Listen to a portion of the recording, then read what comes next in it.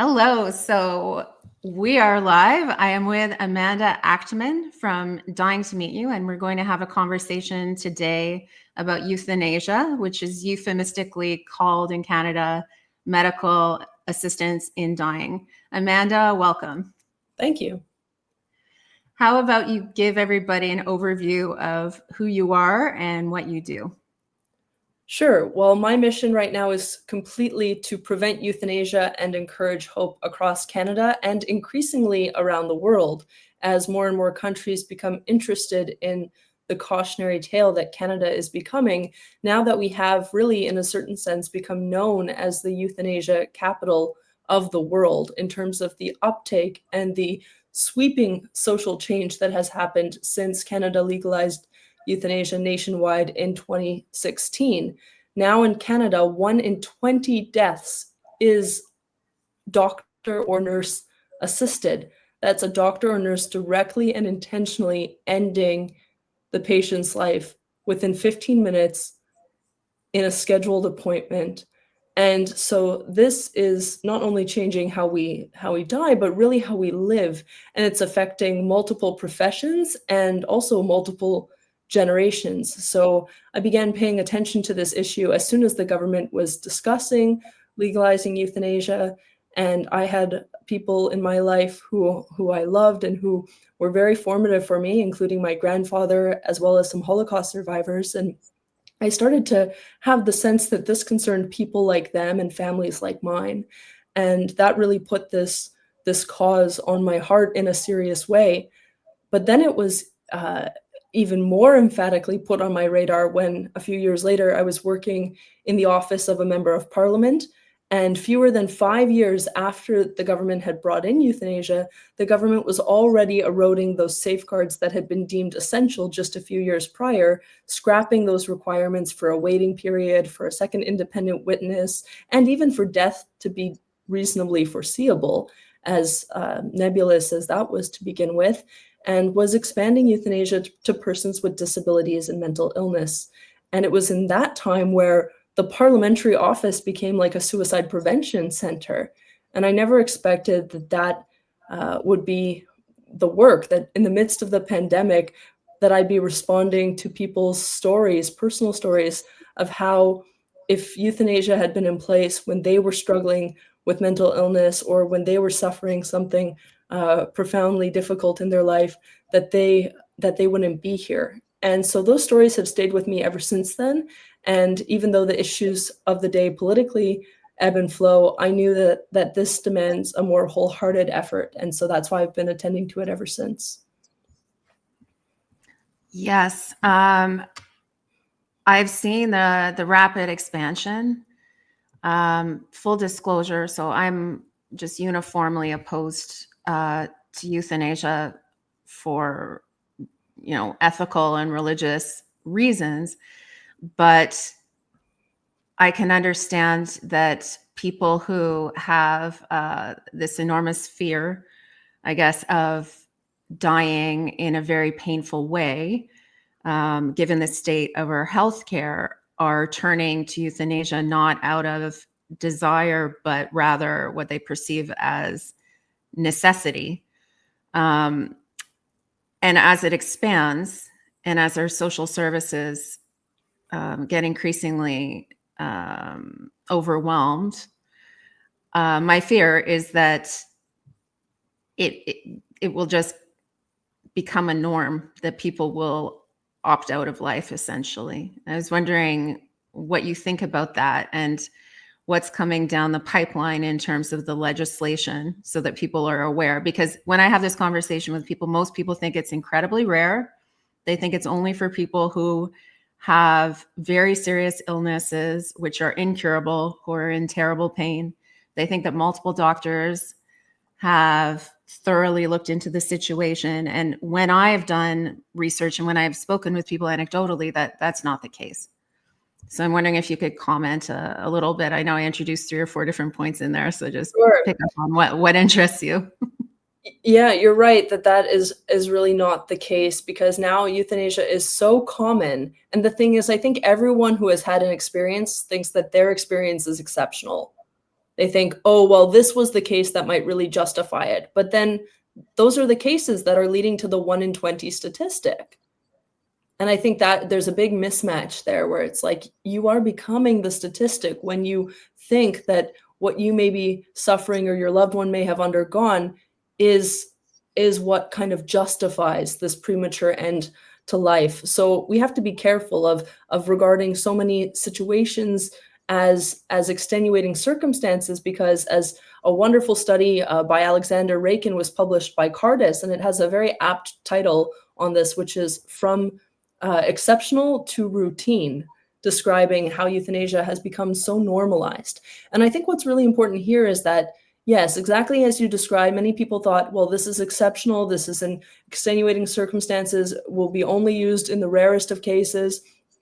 And yet, once euthanasia, once physician-assisted suicide, once state-sponsored suicide is presumed to be a reasonable and compassionate means of alleviating suffering by ending the life of the one who suffers, then there's no reason it should be limited. If it is a good thing, why wouldn't you allow it to wider and wider demographics? So everything comes down to whether euthanasia is good and just and right and adequate to the human person, or whether it's not. And then we need to protect people and provide suicide prevention to everyone rather than assisting the suicide of those who are maybe sick or living with chronic illnesses or disabilities, or who could eventually, in all of our cases, be us. And so I think we have to attend to that cultural shift that has really changed fundamentally how we look at this act and whether it's reasonable or not. Because, yeah, once it's presumed to be reasonable, it will be expanded. And as we see, when people wonder, well, why does euthanasia have to expand? Why can't we have it restricted to these stringent parameters? The reason is because euthanasia always gets expanded on the grounds of equality. And equality is understandably an important value in our democratic societies. So that's the rationale, though, on which euthanasia is expanded and tantamount to a right. Because if people who are suffering with a terminal illness can seek this relief from their suffering through death, then surely there are those who suffer even more non-terminally earlier in life. So why wouldn't they have access? And if people can suffer extreme physical agony, well, we all know that there's an equivalent, if not greater, mental anguish that can be experienced. And so that's been the justification for expanding euthanasia on the basis of mental illnesses. And of course, illnesses, cancers, disabilities are not limited to adults. Children can also suffer these things. And so why wouldn't it be, again, if it's a reasonable, compassionate means of alleviating suffering, why wouldn't it be expanded to children? And so the logic of the idea, which is the very meaning of an ideology, the euthanasia logic of the idea is that it is reasonable to end suffering by killing the one who suffers. And this is fundamentally what we need to contend over and debate and discuss in the public square. Is it the case that a suffering and dying person deserves to be killed? Or is the request for euthanasia not so much the expression of a desire to die, so much as it is the expression of some disappointment, whereby the person asking for it is not so much, is really saying, I cannot live this way, help me to live a different way. But instead, we are so lazy and we are so lacking in curiosity. When someone says, I want to die, it costs nothing from us and from our government to concede and to capitulate to that statement. It costs nothing. It is not demanding. It is not noble in the slightest. It represents laziness and a lack of curiosity to not attend to what it is that is eliciting that person's cry of the heart to be helped, whether that's a matter of palliative care so that they can, as the founder of the modern hospice and palliative care movement put it, live well until they die, whether it's disability supports, whether it's pain management for chronic pain, whatever it may be. I completely support the natural dying and death and don't think that we need to have extraordinary measures or unnecessary surgeries. We can allow natural death, but euthanasia is something completely different, whereby a person's death is tightly scheduled into conveniently fitting maybe their family and a doctor's 15-minute appointment schedule. And I honestly think that pulverizes and degrades what is the eminently human experience of your own death, that you deserve to have be just as unexpected as your birth probably was.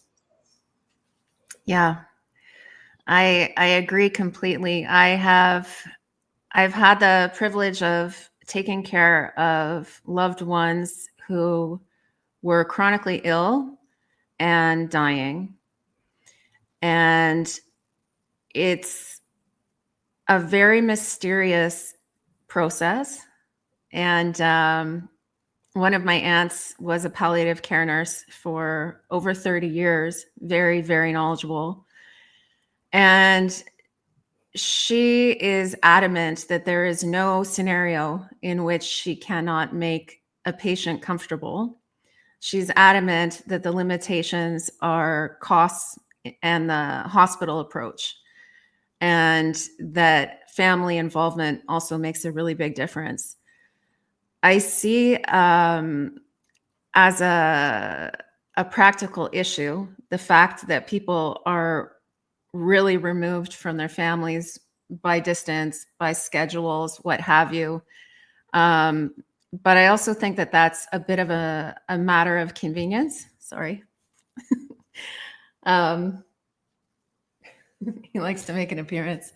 A little bit of a matter of convenience, because I think most people would not leave their loved ones alone to suffer if there wasn't an option. And in stepping up and taking responsibility and caring for a loved one who is chronically ill or who is dying, I personally cannot explain how much of a growth experience that is, and how you carry forward that deep sense of, I don't know how to describe it, but that you did everything that you could for someone that you loved, and that you made them comfortable, and that you took care of them, and that you saw different sides of them that you never knew of them before they were in this vulnerable state, particularly men, and that you facilitated a process. It's not a moment in time, as you said, that can be scheduled. It's death is a process.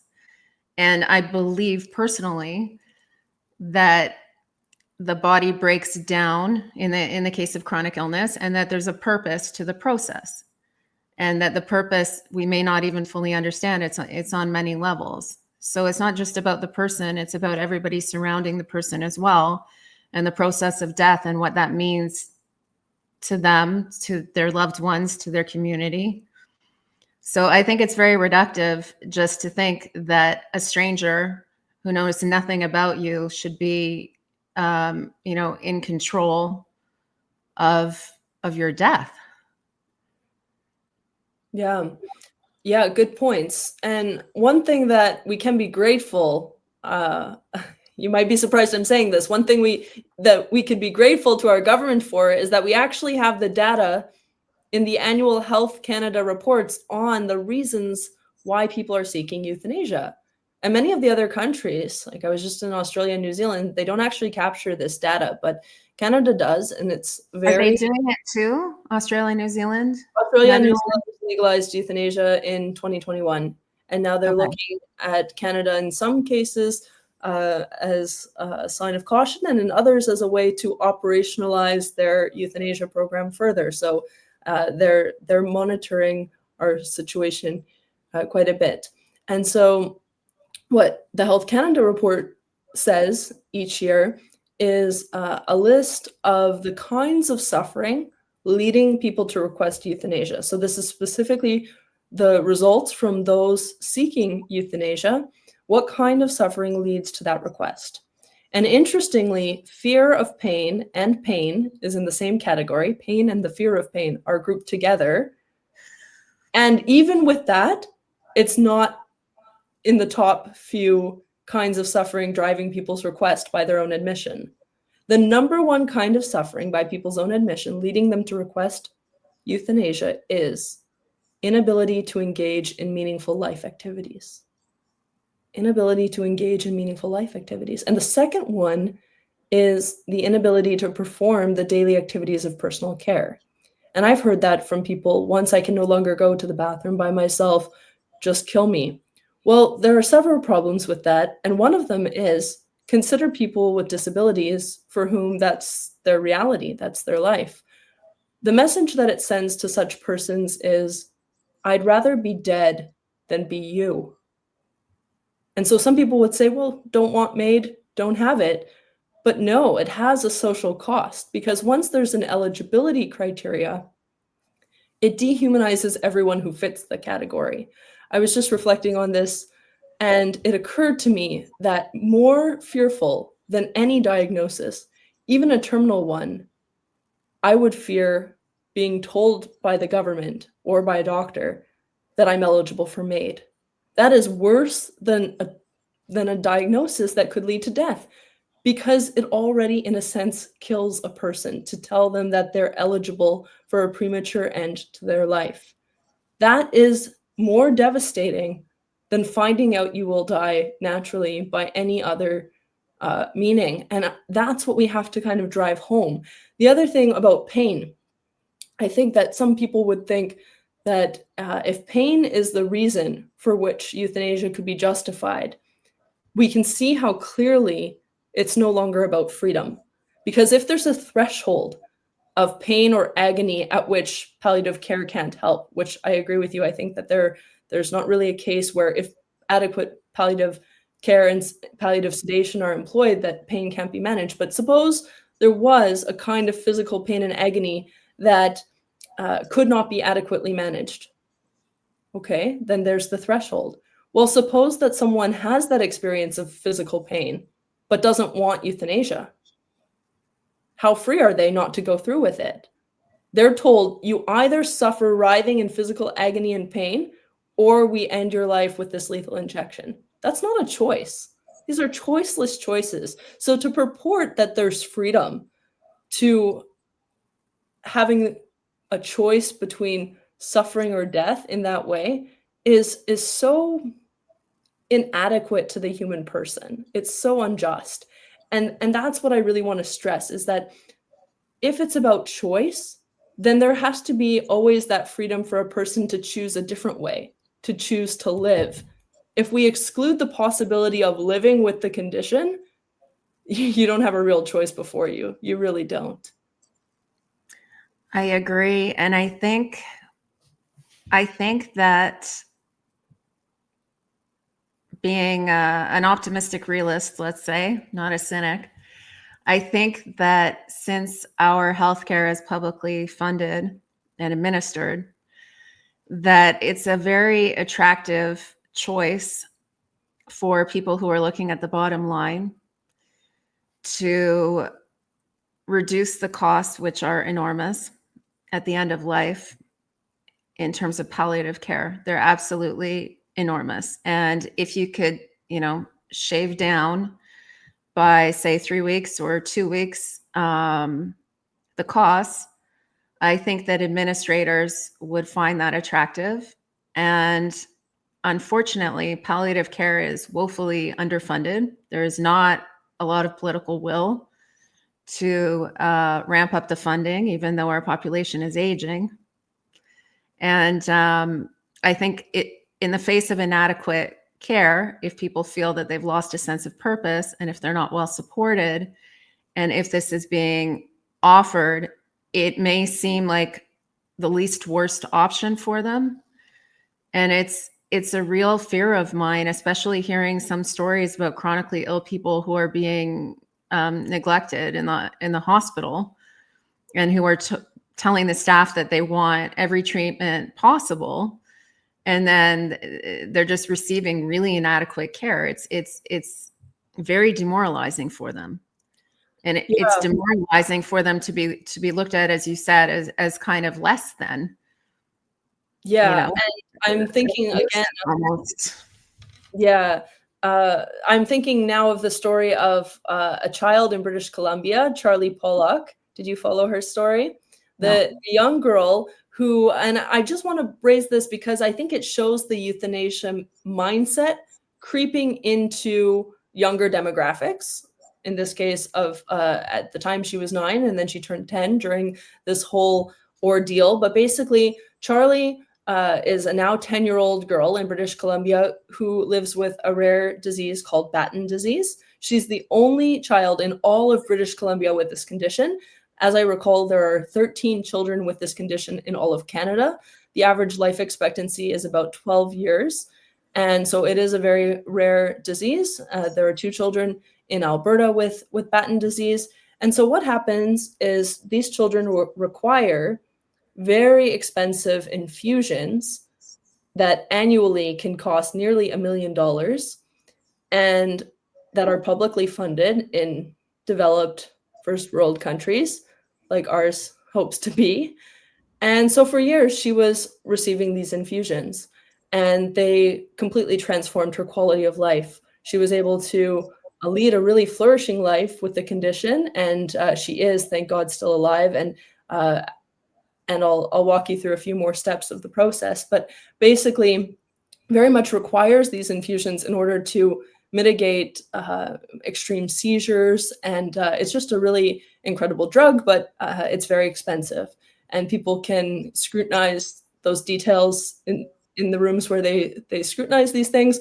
But what happened basically was a committee decided and informed this family that she was going to be cut off from this. And the rationale was that she was no longer yielding sufficient benefit from it. And so she was no longer going to have it, but that would have immediately, pretty immediately, led to a quicker decline and demise. And they're like, well, life expectancy is short. She doesn't seem to be making specific gains or progress. And the mother and her wider family and her entire medical team said, no, that's absolutely going to be detrimental to her quality of life. We see her every day. We see the difference that this drug makes. And the committee was adamant, and the government was standing behind its decision. And international experts in Batten disease flew in from around the world to visit the legislature and protest against this decision. She was the first child in the world to have the infusions suspended, not in consultation with the family or the doctors, but really from outside, because there are cases where families decide to suspend the treatment, but it's not done unilaterally against them. It's done in cooperation with the family that sees the impending natural death of their child and then would accept that the suspension of the drug might be reasonable in those cases. But this was really an affront not only to the family's love for the child, but to the medical experts who saw that child regularly. And so it took a lot of time. And honestly, this mother who had a very public campaign in the media fighting for her daughter, it's a shame she had to go through this, but eventually people were saying, we're turning into GoFundMe healthcare rather than public healthcare, because really privately people were raising money to pay for this infusion because the government said, oh, you could still have it, but you'd have to privately fund it, which is so unjust, especially after she had received this publicly funded drug all these years. So finally, the government relented, and she has since been reinstated, and the family continues to post updates about how she's doing. This happens because of a euthanasia mentality. That's how we got here. And once we start making judgments about, oh, well, there's no more progress. Life, we're all on the decline. We're all getting more and more reasonably foreseeable is our death. And so it does not bode well if declining or anything like that becomes the basis at which you don't receive support. It's kind of like, don't come into the hospital if you're sick posters meeting you at the entrance. Like, Yeah, I can't, as you were speaking, I remember the story. I don't know why, but I'm not very good at all with names, but I'm good with the information. The idea that the state put a little girl through this is outrageous. It's disgusting. And that people have to fight so hard when the decision is so arbitrary. I mean, people need to understand with medications that it's not a one fits all application. I had, fortunately, I'm grateful that I'm, very healthy. But I had this very unusual health incident a couple years ago. I don't even remember when exactly, where I just had agonizing pain all of a sudden in my shoulder, like agonizing, like just tears streaming down my face. It just got worse and worse. Over a few hours, I guess it progressed, but it got to the point where I was having a hard time dressing myself to even get myself to the doctor. I had no idea what was going on. It was really strange. As it turned out, once tests were done and everything, I had a calcium deposit, but usually like this happens, fairly frequently, I think, with people, and they're reabsorbed and they go away. But mine traveled into my bone marrow, so that's why I had so much pain, and it was really, really debilitating. And I don't like taking medications. I don't like it. I try to avoid them at all costs. But in this case, I thought I needed them for daily functioning. It wasn't functioning. So my doctor prescribed me a combination of medications. They did nothing, like nothing. And this was before I'd had the test done. So we didn't know exactly what the problem was yet, which probably would have helped him. So then he prescribed me another set of medications, and the medications did nothing. And then he prescribed me another set of medications, and that combination of medications worked phenomenally. And my point of this is that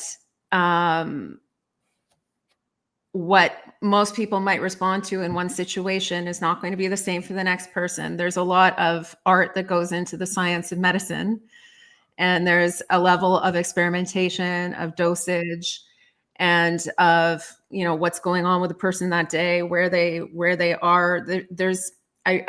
I guess I reject the idea that we can know with certainty the arc of a disease or the arc of mental health, and that we can know that if something isn't working, that nothing will work.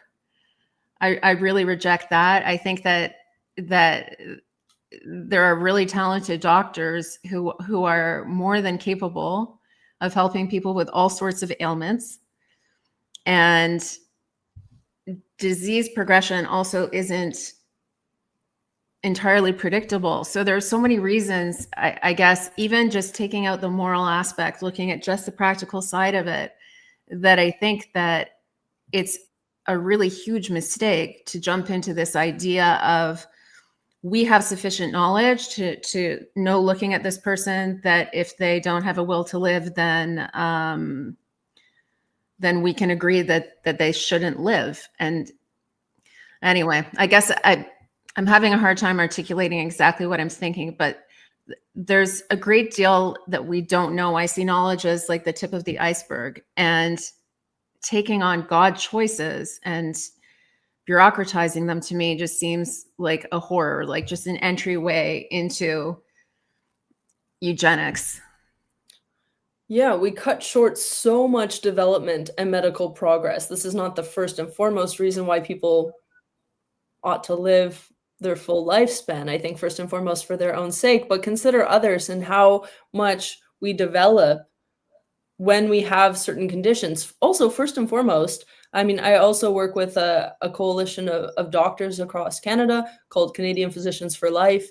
And many of the medical students and doctors within this community, you ask them why they got involved in medicine, and it was the experience of a sibling or a parent or a friend, the medical complexity and the compassion that they were moved to have for this particular person in their life, and maybe even that particular condition that that person had, motivating them to do a research project on it when they were young and then become the basis for their essay for medical school. These are the things that propel people into their very professional life in this regard.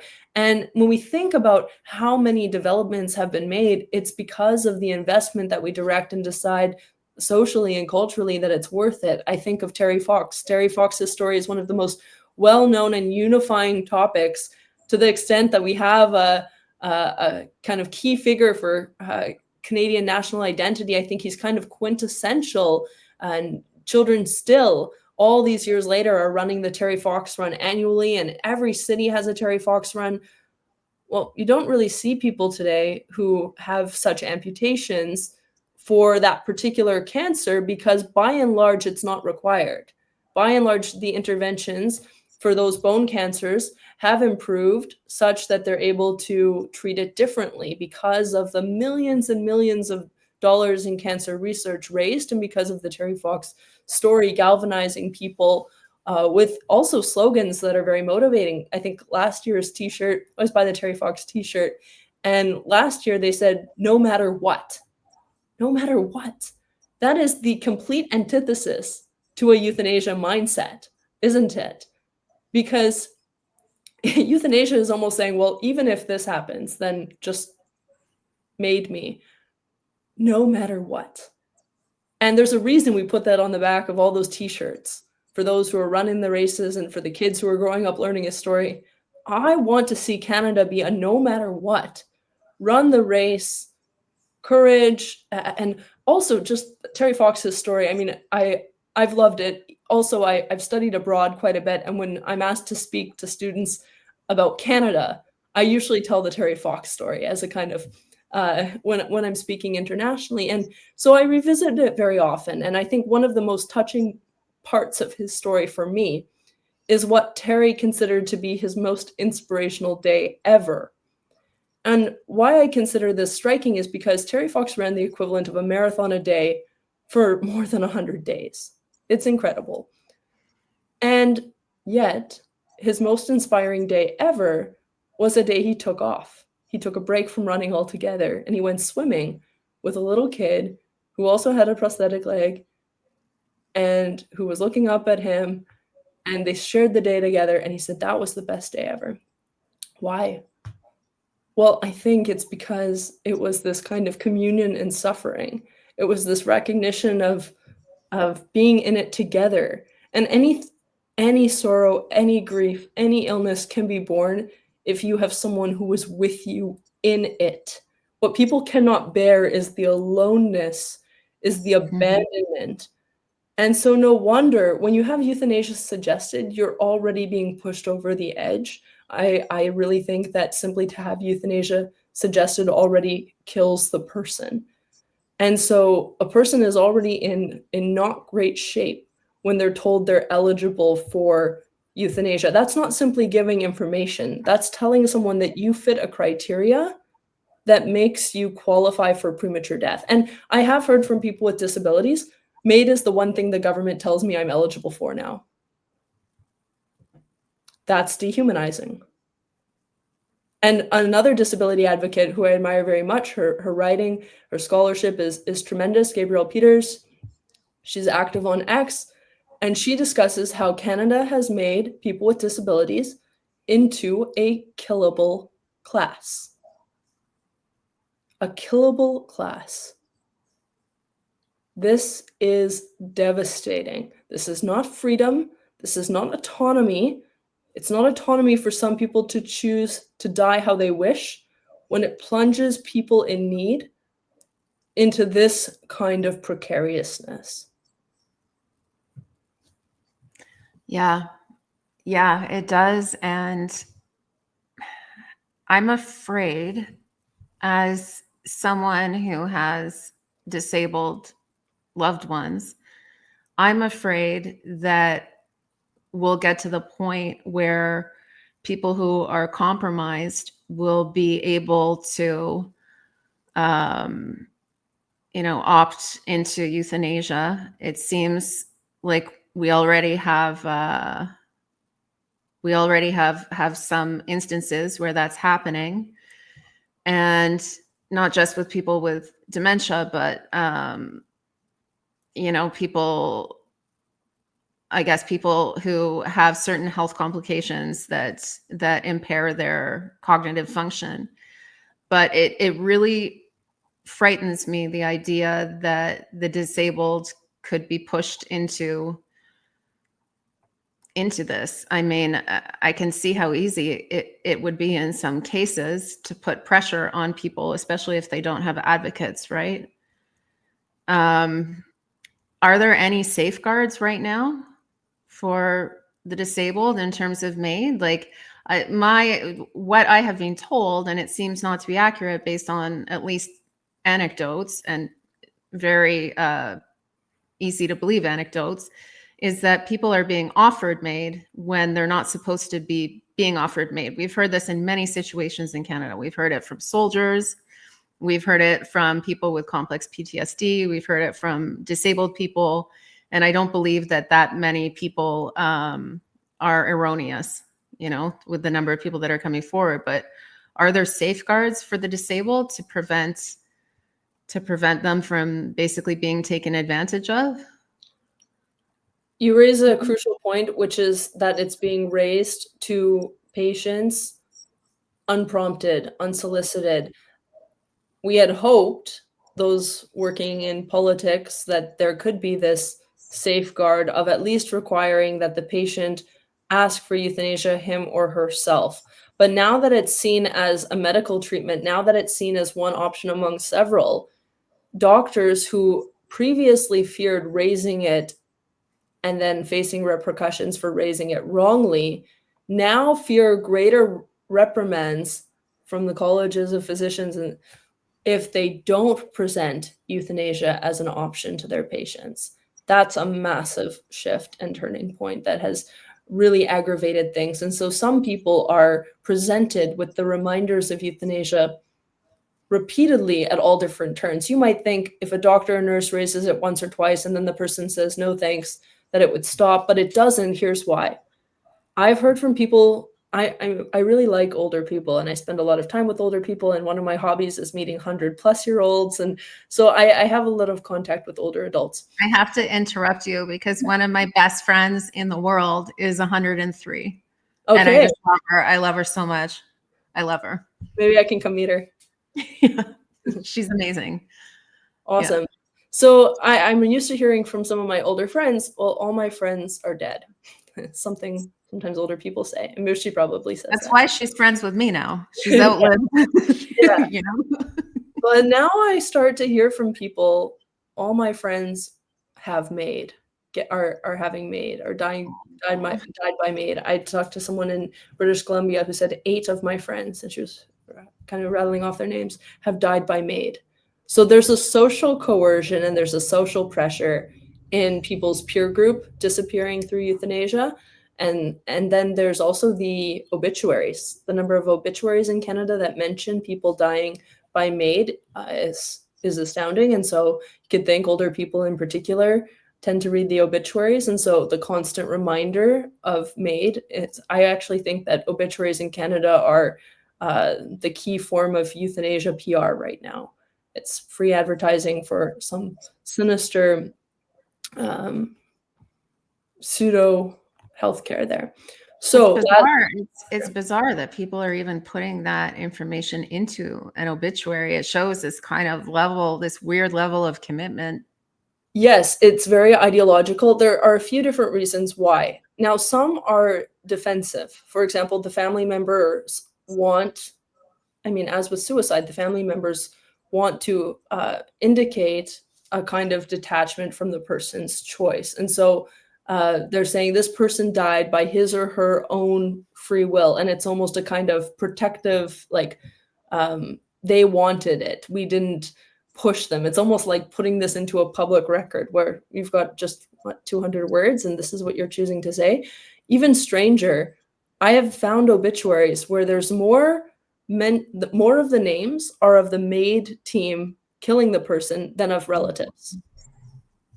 If that's not a red flag. There are also, what I pick up on in the obituaries, a lot of people who are seeking MAID because they are bereaved. Yes, they may have cancer, they may have Parkinson's, they may have something else, but it's very obvious that they are grieving their spouse, and that is the existential reason they are seeking MAID. It may be that that spouse was not only their lifelong companion, but also their sense of purpose if they were a caregiver.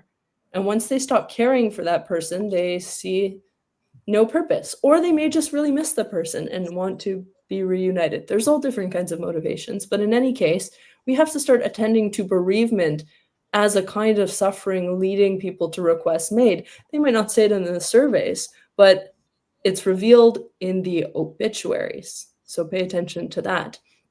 And I've even seen obituaries where people speak about, in lieu of flowers, make a donation to a MAID-related foundation or charity, as if the MAID business needs more funding. But also, what kind of existential poverty is betrayed by a person not having any funeral service, not naming relatives, but rather naming the doctors who are responsible for ending their life, and then leaving whatever's left to perpetuate state-sponsored suicide.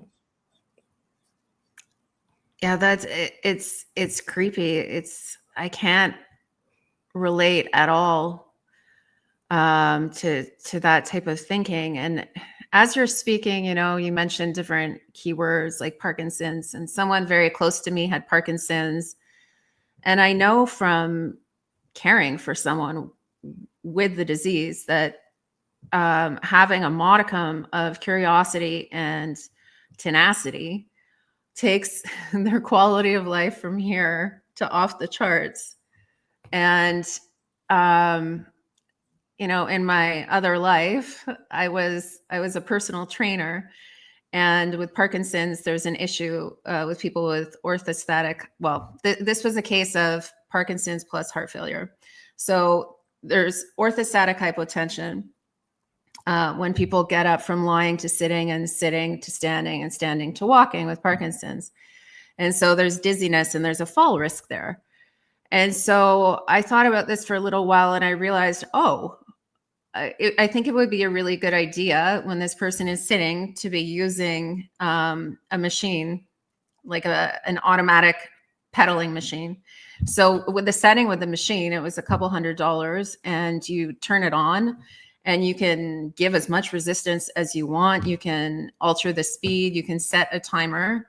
And basically just using that machine when this person was sitting down reading or doing whatever meant that there was no issue with getting up, and there was no need to request someone else to come in case of dizziness or anything like this. Like it's such a small detail, but the increase of quality of life was off the charts. And my point of this anecdote is that when this person went to see his team and talked about it, they were completely unaware that this even existed.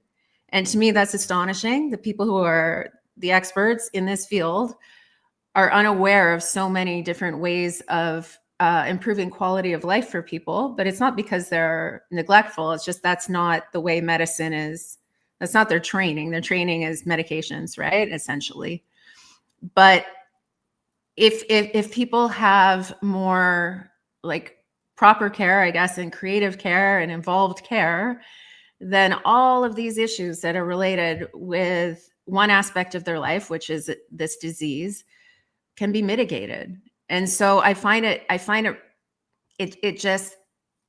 it's really frustrating in the sense of like a lack of proactiveness of seeing like what are the boundaries of improving things for somebody. Like why aren't we trying to just make things so much better? Like if people are lacking a sense of purpose, well, gosh, there are a lot of things that need to get done.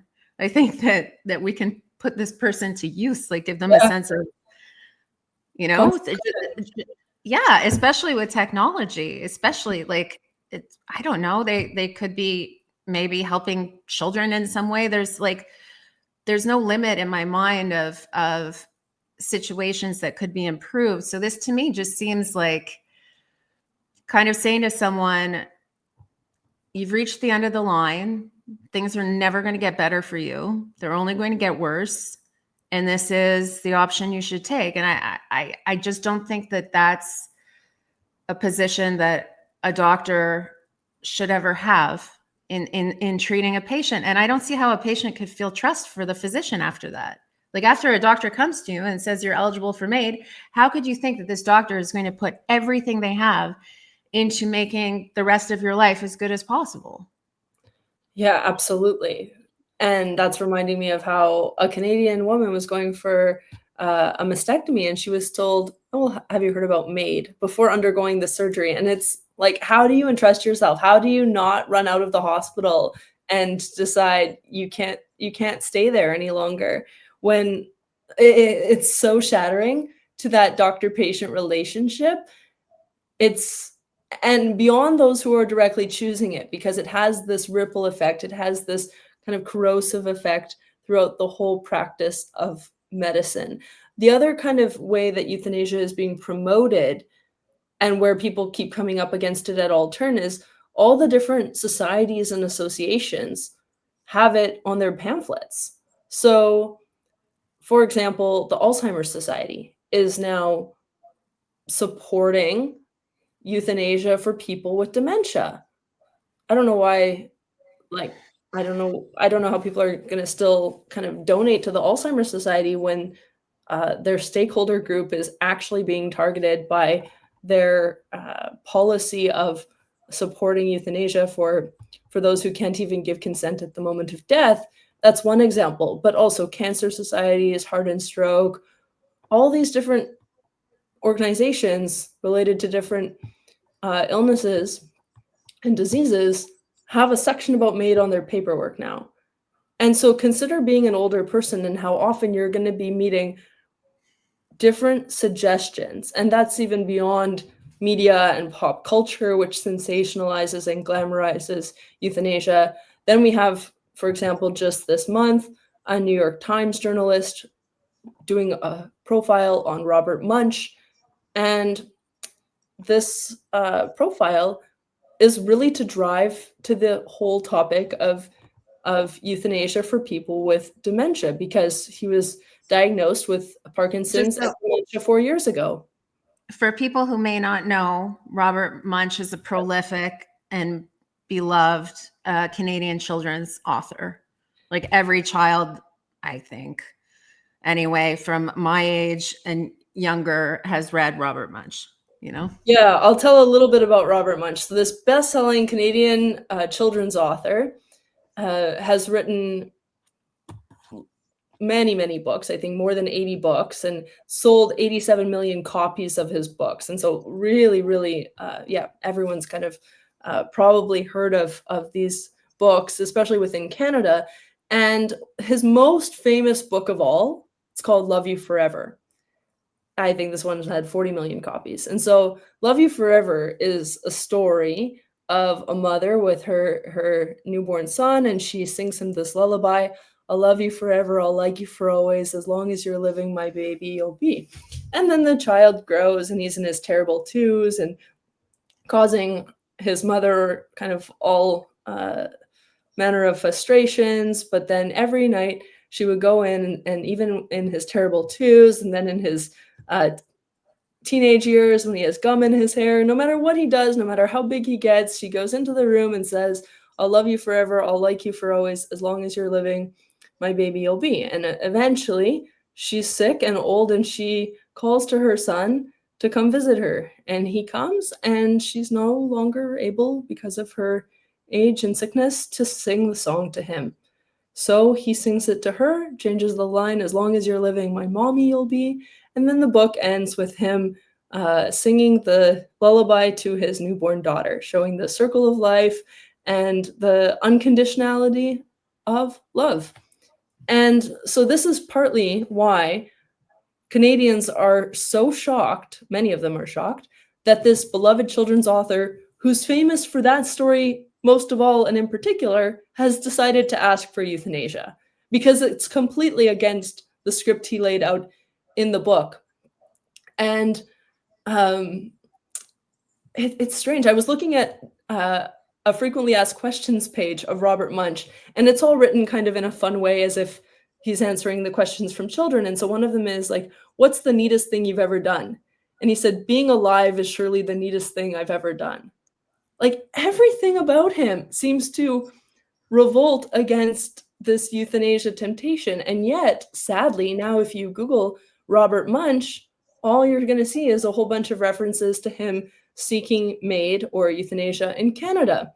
And this is just so sad. So he got diagnosed with Parkinson's and dementia 4 years ago. And what this New York Times journalist is really picking up on is his insecurities that, as he put it, he's afraid of becoming a turnip or a lump.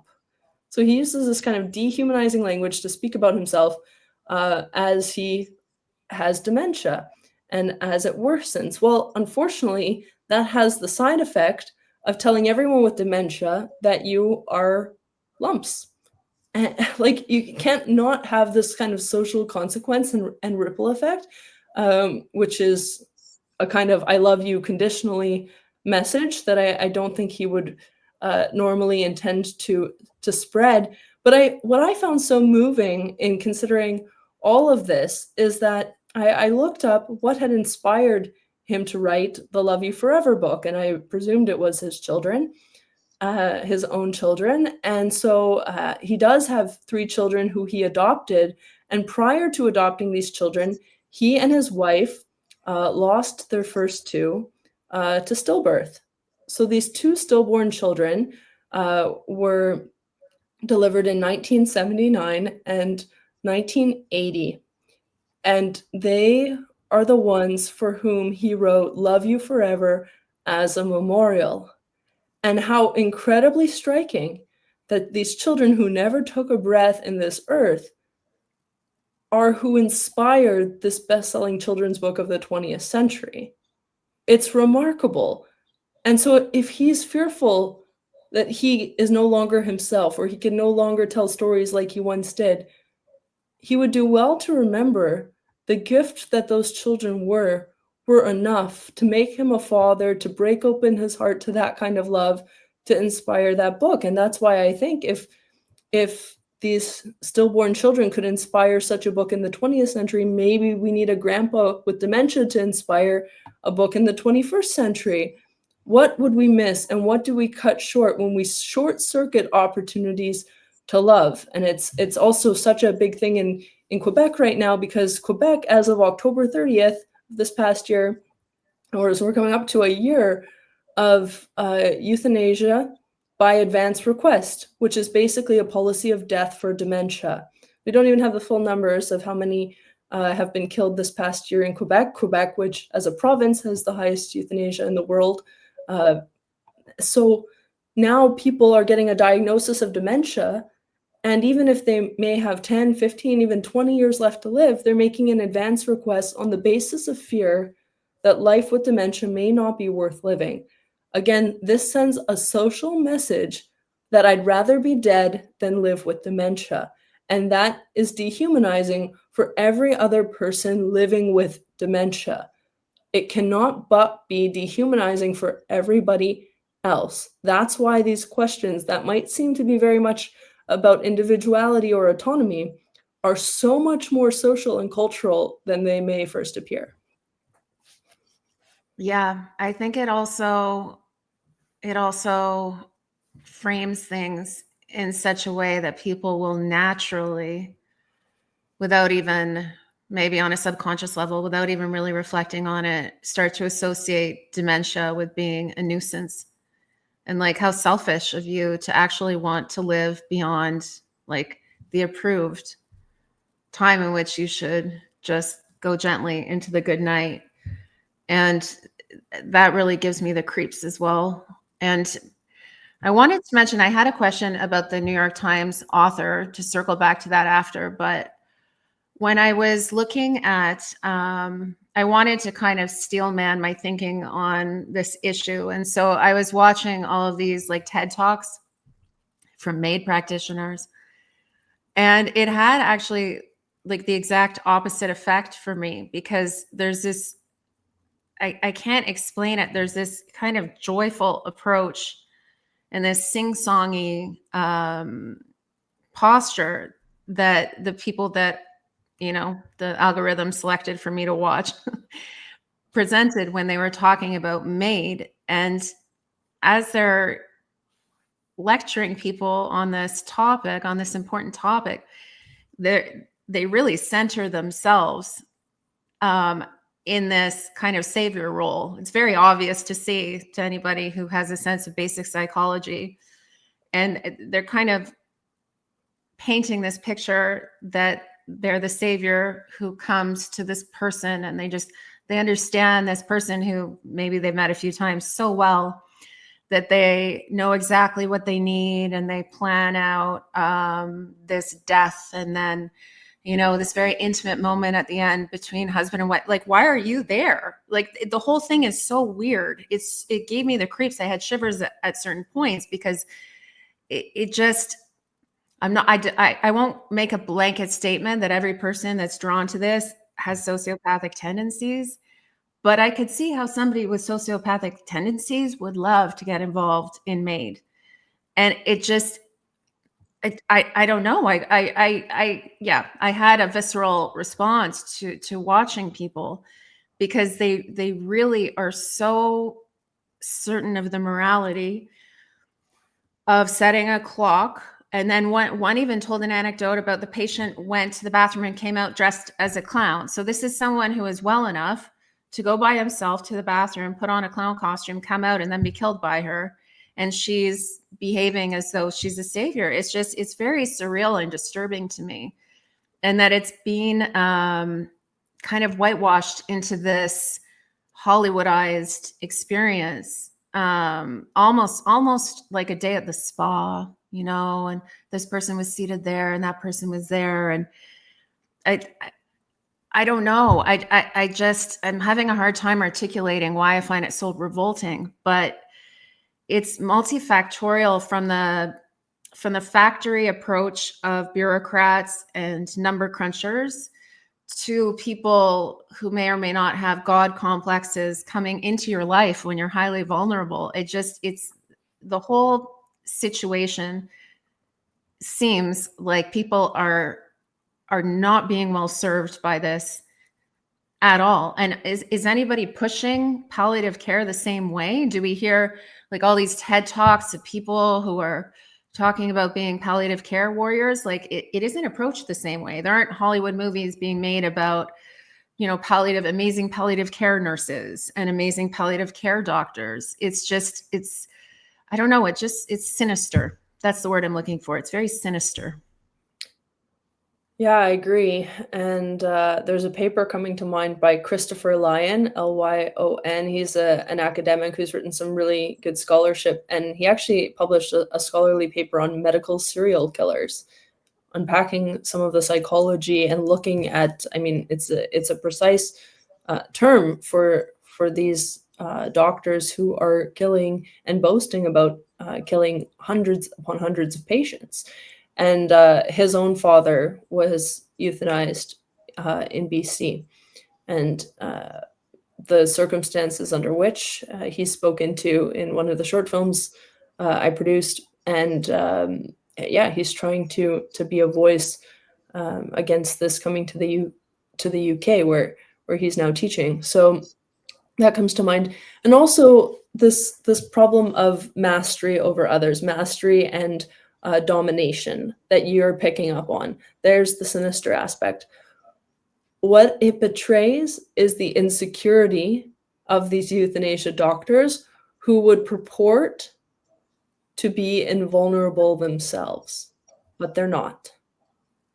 And yet, for people who cannot contend with their own weakness or vulnerability, there is an effort to seal and entrench the chasm between them and others.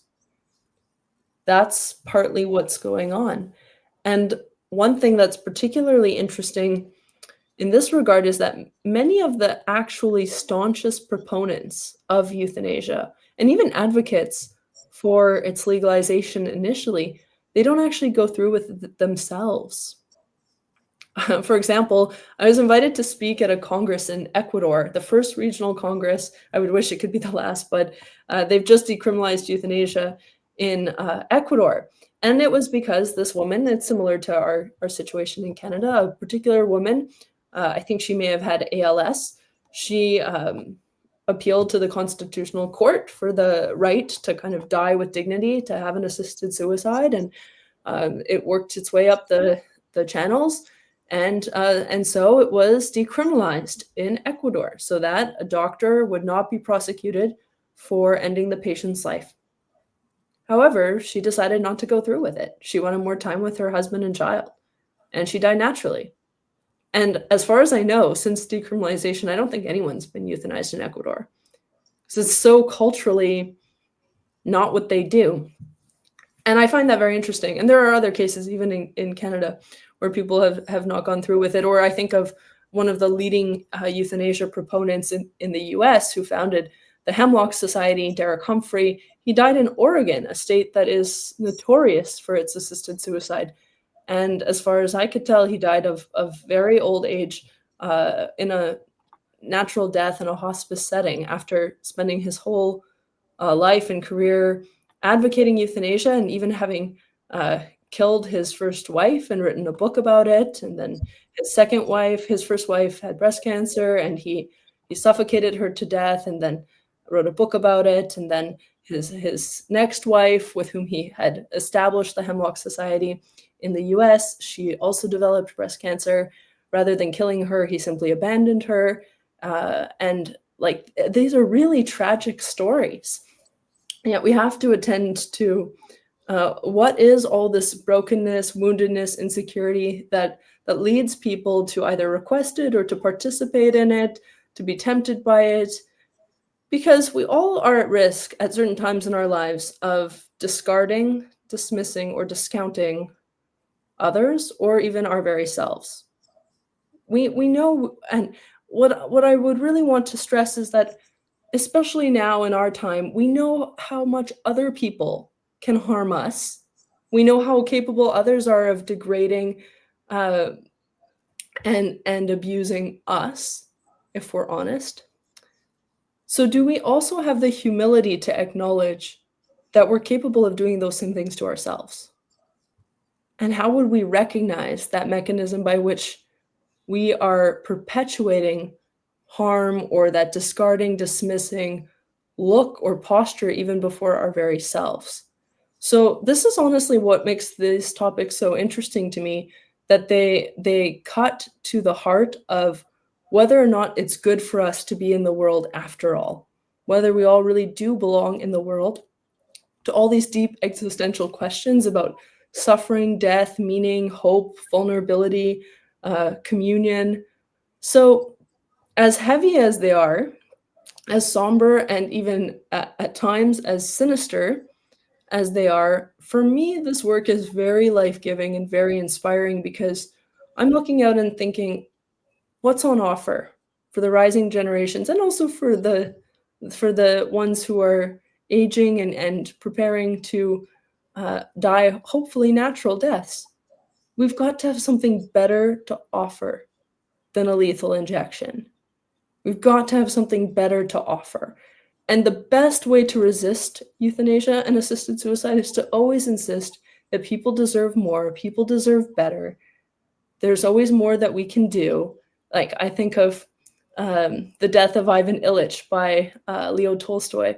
There's a figure in there who's so charming and so endearing, Gerasim, and he's just putting like a pillow underneath someone's legs, and it makes it soothing. It's like there's sometimes what you can do for a person, they're not dramatic deeds, but they're loving acts that actually transform the situation, because the redemption of suffering, this was one of my favorite quotes that I read in a book called The Cry of the Heart.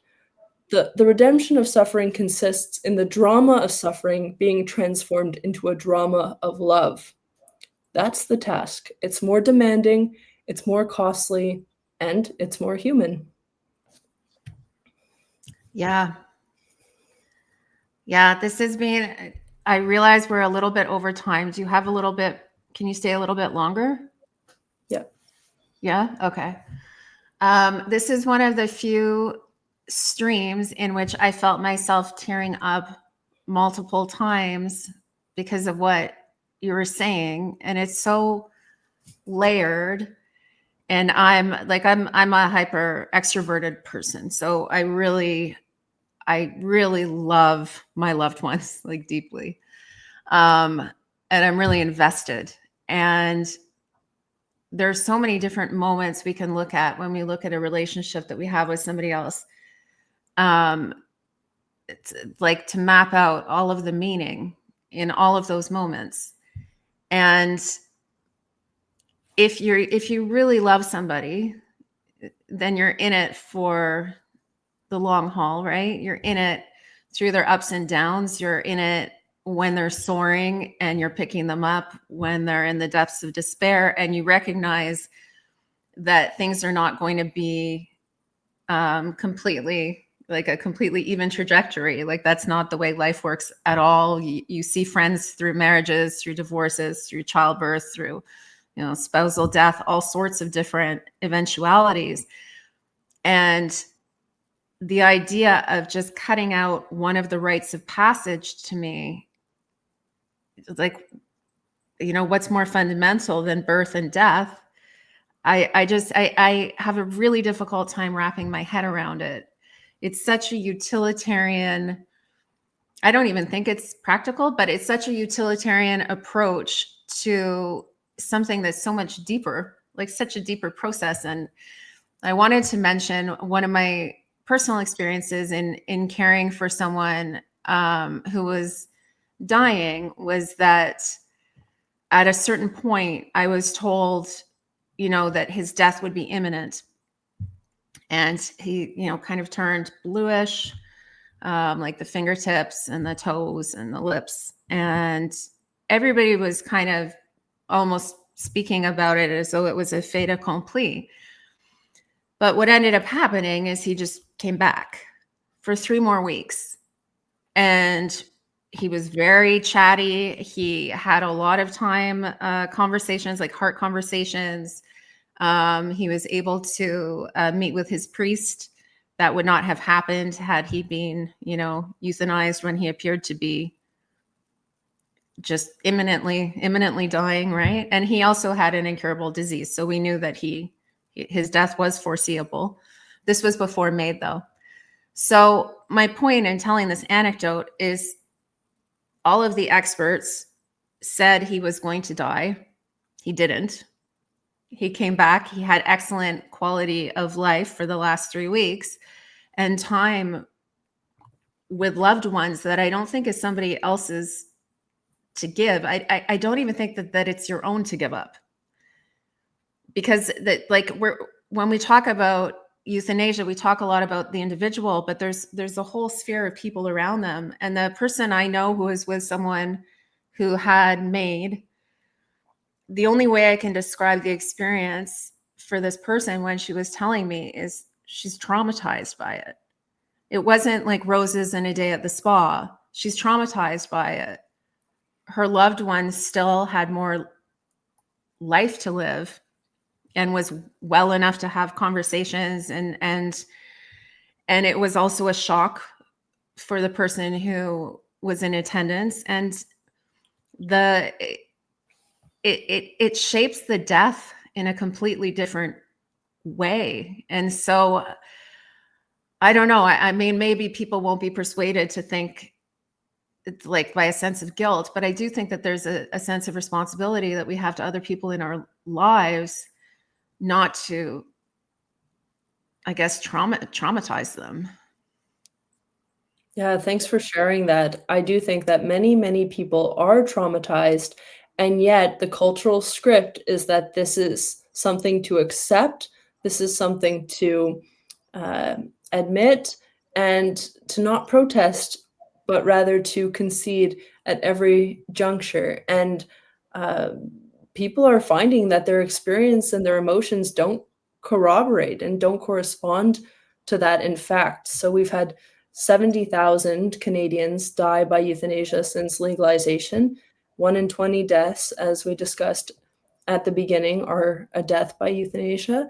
And so there's probably not a person in Canada who doesn't have some personal experience or know some person who has died by euthanasia or been affected by the complex grief that is ensuing as a result. And so I I know we were discussing just before coming on here how this issue sometimes gets a little less attention than many others, or that people are still quite ambivalent and reticent.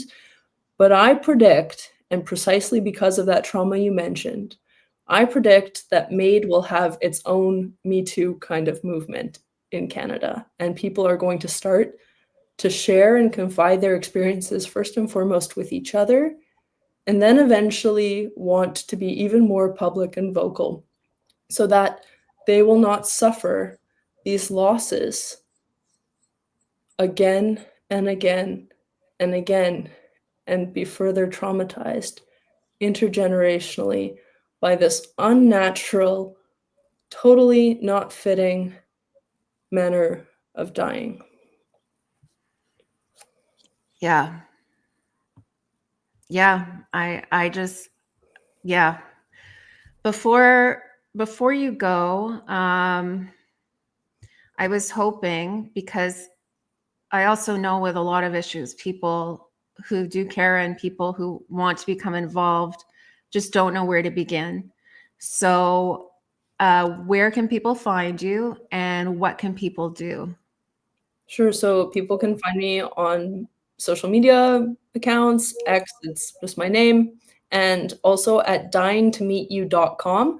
That's a website with a lot of podcasts and articles, as well as the short films I've created of various people sharing their stories, really wonderful 4 to 5 minute vignettes. So that's all at dyingtomeetyou.com.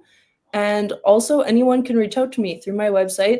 You can share a personal story. If you have any criticism, encouragement, whatever it may be, I never expected to be focused on these issues. They did not exist when I was growing up. And so I'm beginning to attend to them because of those various ways in which it has been put on my heart, and because literally not a day goes by that I don't hear a personal story of how euthanasia is affecting fellow Canadians. And so I realize I have a lot to learn, and that the goodness of this work comes entirely through keeping my ear to the ground and listening to people's experiences and perspectives. So if there's something I haven't considered, or if there's something that's been particularly resonant, feel free to send me an email, and I'd really love to hear from you and maybe also meet you in person, because I travel a lot and I really enjoy it.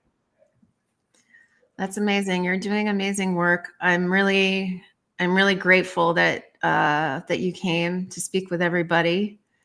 And I hope that people will seek you out, because I've watched some of your videos, and it's, I don't know, it's so important, and it's not like the sexy news item, you know. Um, but I'm really hoping that it gets more attention, and maybe this whole New York Times author, that situation. I was wondering if you could just elaborate before you go on what happened there, because I didn't entirely understand. Sure. Yeah. So I posted on X the other day that there's a chance that this Canadian children's author, Robert Munsch, won't go through with euthanasia, because since this profile came out in the New York Times, I know, I mean, it's very public, that he's receiving an outpouring of love and support, of appreciation. He's kind of like Canada's grandfather. Honestly, so many people grew up writing letters to him about his stories in their school, or even he went to many schools and did readings and often use that as the basis for the eventually published versions of his books. And so he's a really endearing figure to whom many people are quite attached. And so there's this outpouring of support, and it's not a guarantee, but we have to always leave room for open for the possibility that a person in their freedom might also change their mind not to go through having been approved for euthanasia. They just might renege and not go through with it. And so I simply suggested that that might be the case. And the New York Times columnist or journalist who wrote this feature uh, kind of shot back at me asking, well, what do I know? Have I talked to the family? Do I know him personally? And I simply went onto the Facebook page of Robert Munsch, which his daughter administers. And only 3 days ago, his daughter had posted a video with her and the grandkids and Robert all pushing a shopping cart through a Costco parking lot. And the kids are very young and they're saying, everybody's saying you're not alive. And the daughter's saying, but here he is, he's alive and well, and we're going to Costco. What are we getting at Costco, kids? And the kids say, oh, we're getting food and we're getting costumes. And Robert says, and a coffin. So this is his this is his humor. So they're heading to Costco. I mean, Halloween is approaching, so it doesn't need to be quite so dark. But this is what he's saying in front of his little grandkids, and so this has been viewed hundreds of thousands of times. This video, Robert Munch, he can still stay engaged in life. His story is still being told, and it matters how his story ends. It matters for those grandchildren. It matters for those 3 children he adopted and raised. I think of a woman who put it so well. She was dying of cancer, a young mother, and she said, how a story ends changes the meaning of every page. And that's what we have to remember. As much as we try and build our lives, our careers, our families, we're also building toward our death. And let's remember that how our story ends is going to change the meaning of every page we've lived up until that moment of death. Yeah. Yeah, and it will change other people's stories as well, leading up to their moment of death, right? Definitely.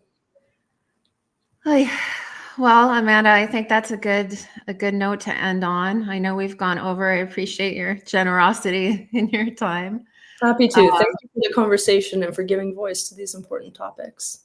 Yes, and I will try and amplify your work. This is one of the topics on which, because I cover a few different topics. I'm very general in my knowledge, but this is one of the topics that I'm most passionate about and I know the least about in terms of the legislation. So I really appreciate that you came today and that, you can help people to learn about what's going on and what needs to be done going forward. Thanks. So thank you. I hope that you have a great day. And to your audience, thanks for all you're doing, and to your audience as well for being engaged in all these topics. Yes. I never say thank you to my followers for listening and for listening in and for participating. I'm sorry. I see that people have commented on the side. I'm really not good at reading and being fully engaged with my guests at the same time. So I did read your comments on the side, and yes, Zaniolo, I agree with everything you've said, but I'm sorry I don't address it after we're really ready and able to hear from you. But yes, it would be hard to moderate all of the comments while being in the discussion. So please reach out. We do want to hear from you. That's it. All right. Thank you, Amanda. Have a great evening. You're welcome. You too.